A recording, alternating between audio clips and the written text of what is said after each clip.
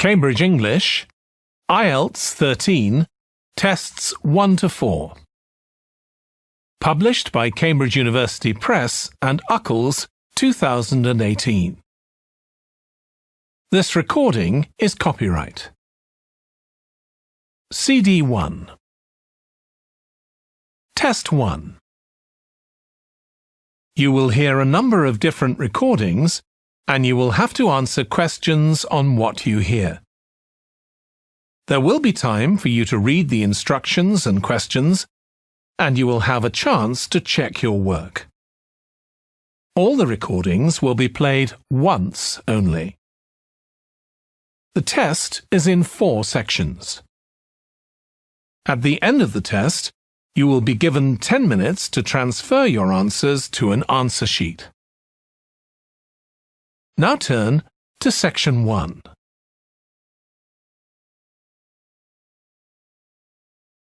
Section 1.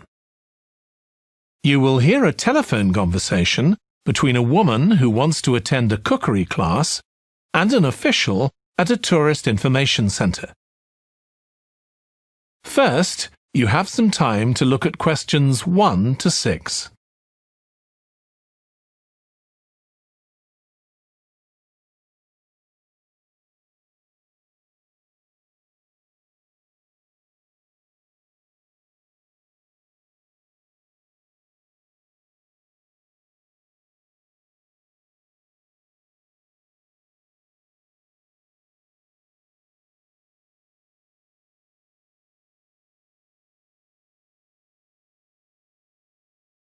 You will see that there is an example that has been done for you. On this occasion only, the conversation relating to this will be played first. Hello, Tourist Information Centre. Mike speaking. How can I help you? Oh, hi. I wanted to find out about cookery classes. I believe there are some one-day classes for tourists. Well, they're open to everyone, but tourists are always welcome. OK, let me give you some details of what's available. There are several classes. One very popular one is at the food studio. The first cooking class is at the food studio, so studio has been written in the space. Now we shall begin. You should answer the questions as you listen, because you will not hear the recording a second time. Listen carefully and answer questions 1 to 6. Hello, Tourist Information Centre. Mike speaking. How can I help you? Oh, hi. I wanted to find out about cookery classes. I believe there are some one-day classes for tourists. Well, they're open to everyone, but tourists are always welcome.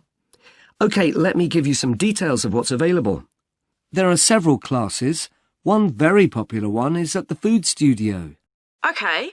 They focus on seasonal products, and as well as teaching you how to cook them, they also show you how to choose them. Right, that sounds good. How big are the classes? I'm not sure exactly, but they'll be quite small. And could I get a private lesson there? I think so. Let me check. Yes, they do offer those.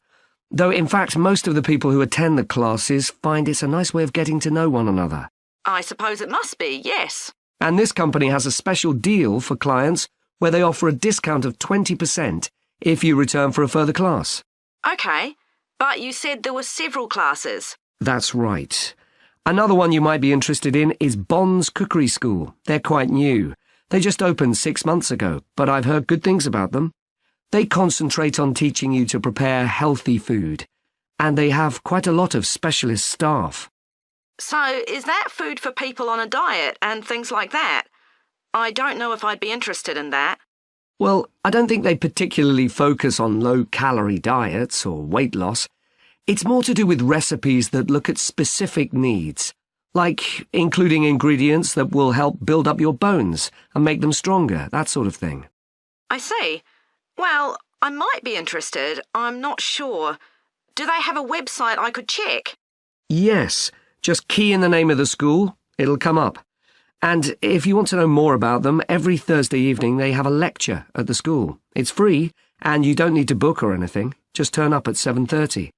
And that might give you an idea of whether you want to go to an actual class. Before you hear the rest of the conversation, you have some time to look at questions 7 to 10.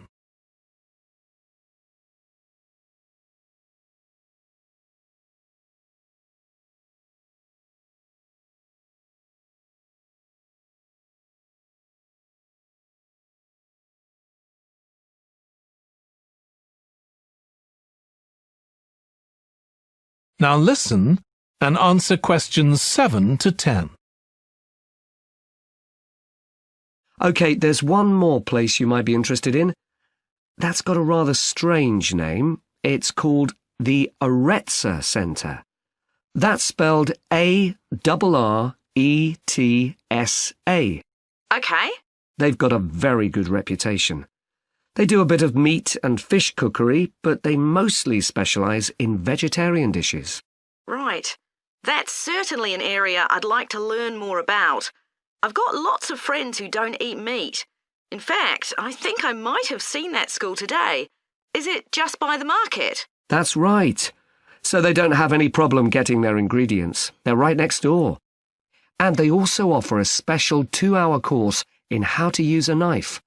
They cover all the different skills, buying them, sharpening, chopping techniques.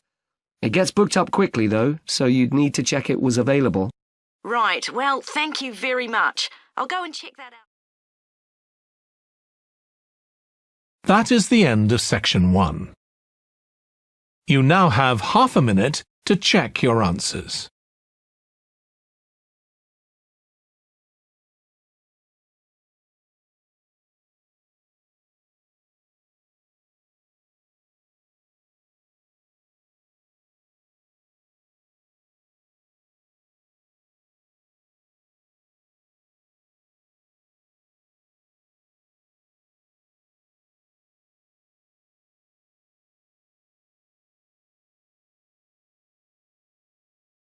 Now turn to section 2.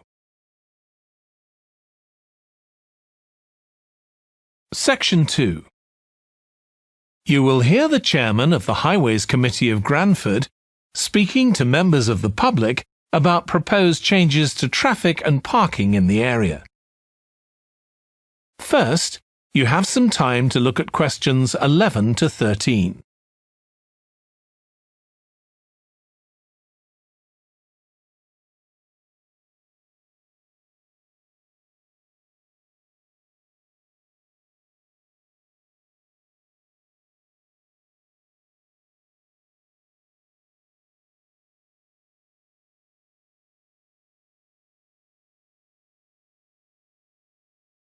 Now listen carefully and answer questions 11 to 13. Good evening, everyone. My name's Phil Sutton, and I'm chairman of the Highways Committee. We've called this meeting to inform members of the public about the new regulations for traffic and parking we're proposing for Granford.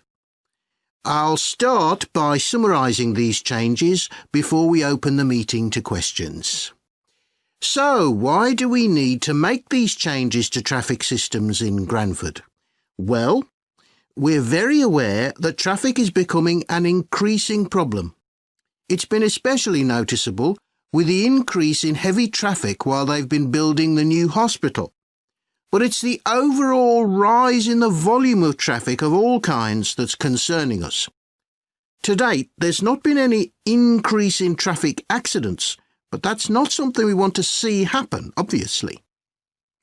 We recently carried out a survey of local residents, and their responses were interesting. People were very concerned about the lack of visibility on some roads due to cars parked along the sides of the roads. We'd expected complaints about the congestion near the school when parents are dropping off their children or picking them up. But this wasn't top of the list, and nor were noise and fumes from trucks and lorries, though they were mentioned by some people. We think these new traffic regulations would make a lot of difference. but we still have a long way to go. We've managed to keep our proposals within budget, so they can be covered by the Council. But of course it's no good introducing new regulations if we don't have a way of making sure that everyone obeys them. And that's an area we're still working on with the help of representatives from the police force. Before you hear the rest of the talk, you have some time to look at questions 14 to 20.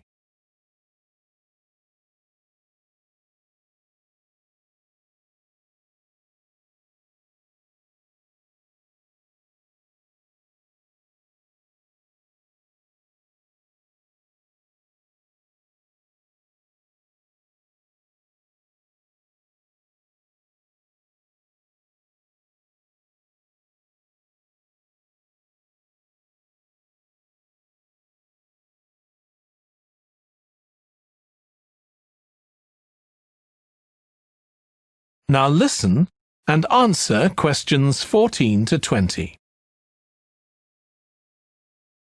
OK, so this slide shows a map of the central area of Granford with the High Street in the middle and School Road on the right. Now, we already have a set of traffic lights in the High Street at the junction with Station Road, but we're planning to have another set at the other end at the School Road junction to regulate the flow of traffic along the High Street. We've decided we definitely need a pedestrian crossing. We considered putting this on School Road just outside the school, but in the end we decided that could lead to a lot of traffic congestion. So we decided to locate it on the High Street, crossing the road in front of the supermarket. That's a very busy area, so it should help things there. We're proposing some changes to parking.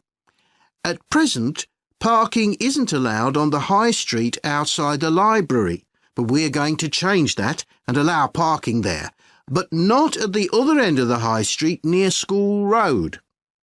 There'll be a new no parking sign on School Road just by the entrance to the school, forbidding parking for 25 metres. This should improve visibility for drivers and pedestrians, especially on the bend just to the north of the school. As far as disabled drivers are concerned, at present they have parking outside the supermarket, but lorries also use those spaces, so we've got 2 new disabled parking spaces on the side road up towards the bank. It's not ideal, but probably better than the present arrangement. We also plan to widen the pavement on School Road. We think we can manage to get an extra half metre on the bend just before you get to the school, on the same side of the road. Finally, we've introduced new restrictions on loading and unloading for the supermarket, so lorries will only be allowed to stop there before 8 a.m. That's the supermarket on School Road. We kept to the existing arrangements with the High Street supermarket. OK, so that's about it. Now, That is the end of section 2. You now have half a minute to check your answers.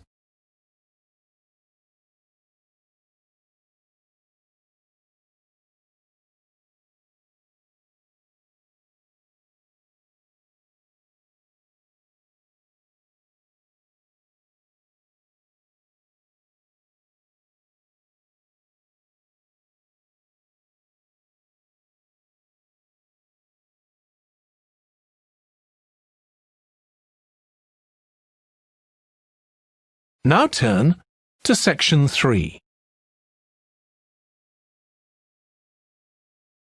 Section 3. You will hear 2 biology students called Emma and Jack discussing an experiment they are going to do together. First, you have some time to look at questions 21 to 25.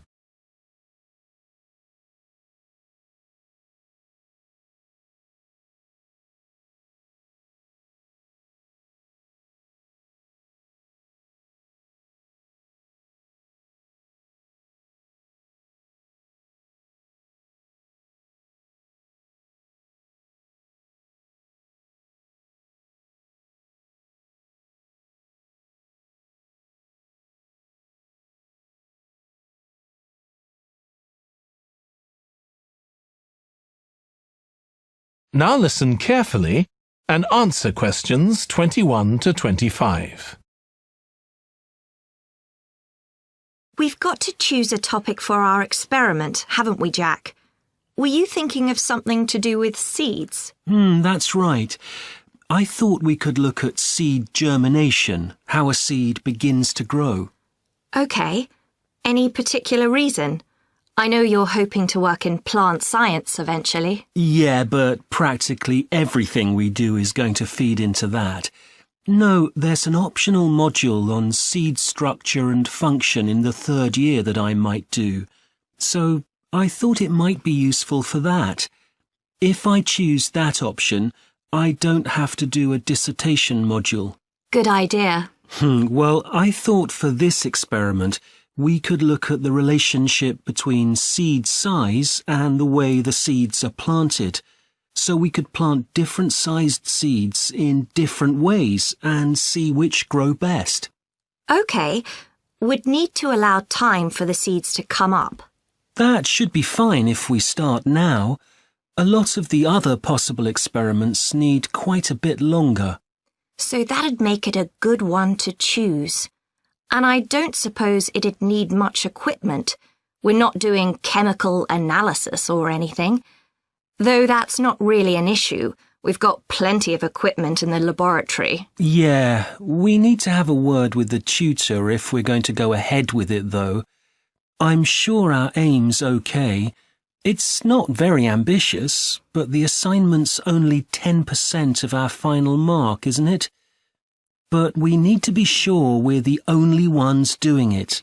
Yeah, it's only 5% actually, but it'd be a bit boring if everyone was doing it. Did you read that book on seed germination on our reading list? The one by Graves?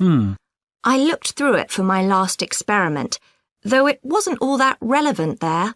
It would be for this experiment, though. I found it quite hard to follow. Lots about the theory, which I hadn't expected. Yes, I'd been hoping for something more practical. It does include references to the recent findings on genetically modified seeds, though. Yes, that was interesting. I read an article about seed germination by Lee Hall. About seeds that lie in the ground for ages and only germinate after a fire. That's the one. I knew a bit about it already, but not about this research. His analysis of figures comparing the times of the fires and the proportion of seeds that germinated was done in a lot of detail. Very impressive.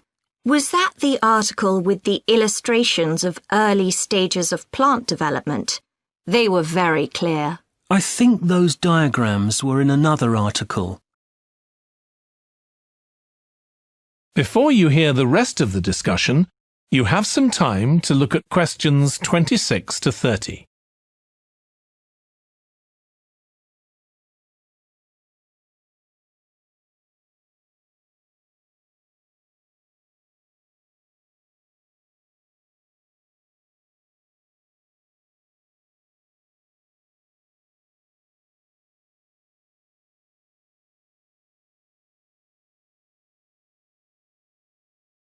Now listen and answer questions 26 to 30. Anyway, shall we have a look at the procedure for our experiment? We'll need to get going with it quite soon. Right. So the first thing we have to do is find our seeds. I think vegetable seeds would be best, and obviously they mustn't all be the same size. So how many sorts do we need? About 4 different ones? I think that would be enough. There'll be quite a large number of seeds for each one. Then for each seed, we need to find out how much it weighs and also measure its dimensions. And we need to keep a careful record of all that. That'll be quite time-consuming. And we also need to decide how deep we're going to plant the seeds, right on the surface a few millimetres down, or several centimetres. OK, so then we get planting. Do you think we can plant several seeds together in the same plant pot?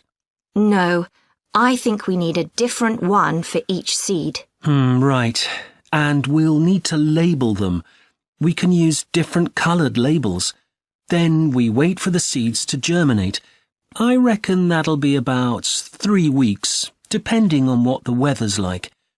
Then we see if our plants have come up and write down how tall they've grown. Then all we have to do is look at our numbers and see if there's any relation between them. That's right. So then we get... That is the end of section 3. You now have half a minute to check your answers.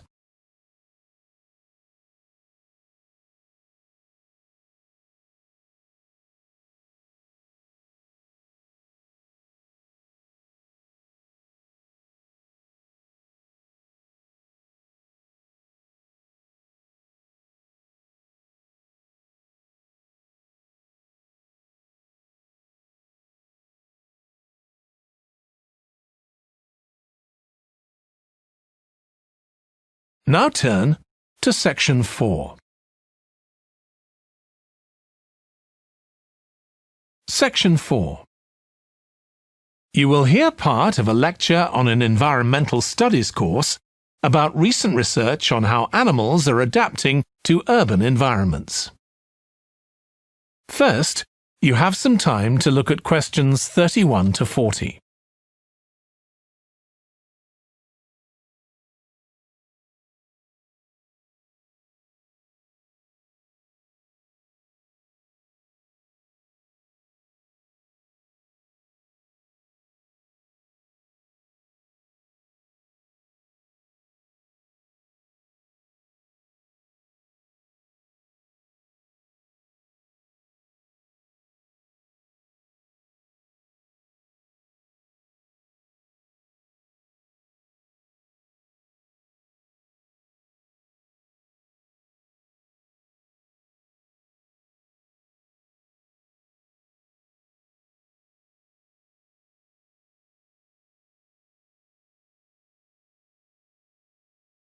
Now listen carefully and answer questions 31 to 40.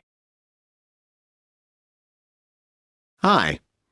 Today we're going to be looking at animals in urban environments, and I'm going to be telling you about some research on how they're affected by these environments.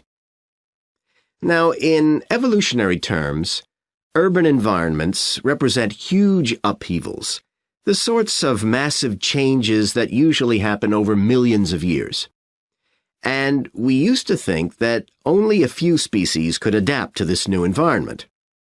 One species which is well known as being highly adaptable is the crow, and there have been various studies about how they manage to learn new skills.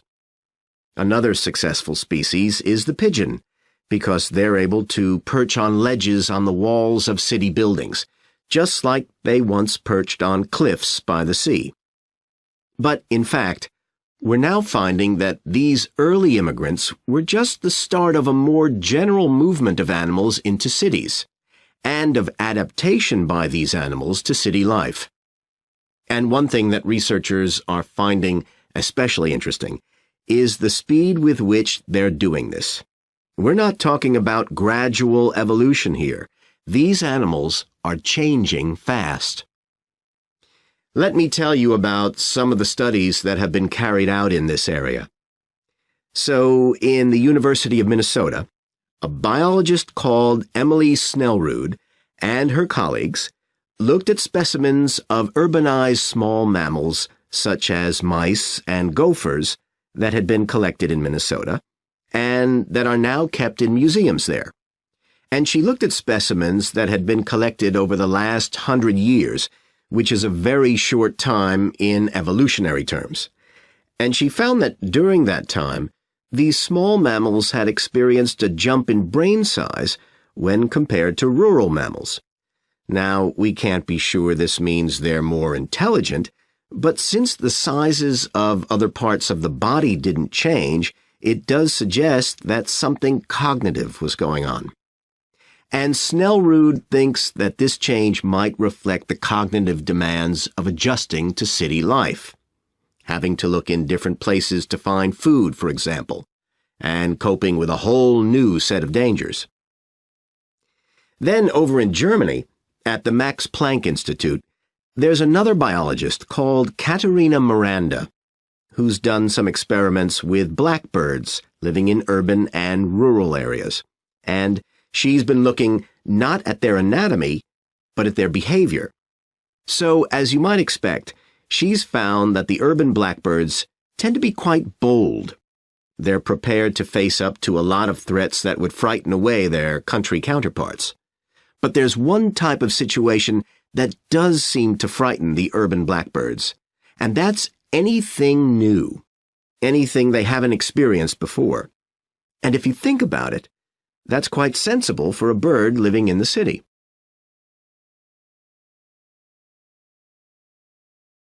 Jonathan Atwell, in Indiana University, is looking at how a range of animals respond to urban environments. He's found that when they're under stress, their endocrine systems react by reducing the amount of hormones such as corticosterone into their blood.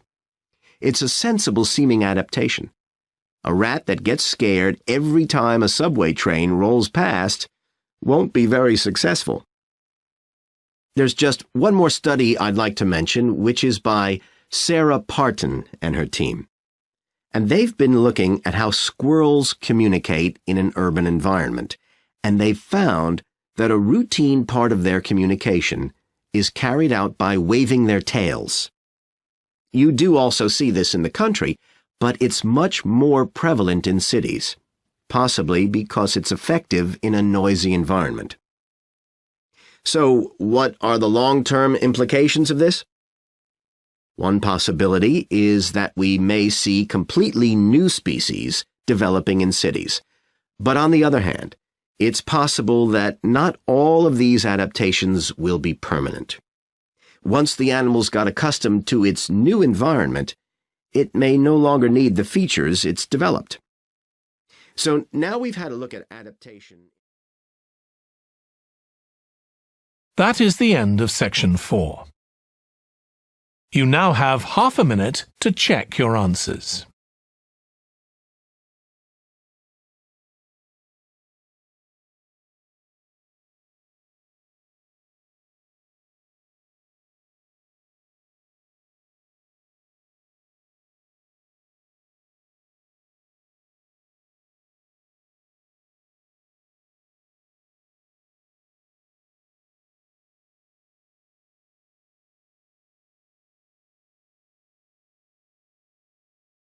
That is the end of the listening test.